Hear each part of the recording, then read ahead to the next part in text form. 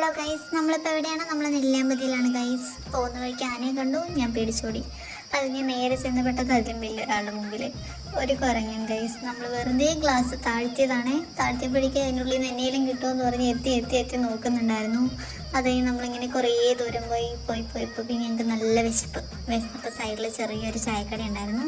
നമ്മൾ ചായക്കടയിൽ കയറി ഒരു ബ്രെഡും ഒരു ചായയും കുടിച്ചു. ഗൈസ്, ബ്രെഡല്ലായിരുന്നു, ഒരു കേക്കായിരുന്നു. ഒരു കേക്കും ചായയും കുടിച്ചു. അത് കഴിഞ്ഞ് നമ്മൾ പോയത് ട്രക്കിങ്ങിനാണ്. എൻ്റെ പൊന്നും കുരിശ് മൊത്തപ്പോൾ ഒരു ഒന്നൊന്നൊന്ന് ട്രക്കിംഗ് ആയിരുന്നു അത്. എൻ്റെ നടുവും മുതുകും തലയും എല്ലാം പോയി ഗൈസ്.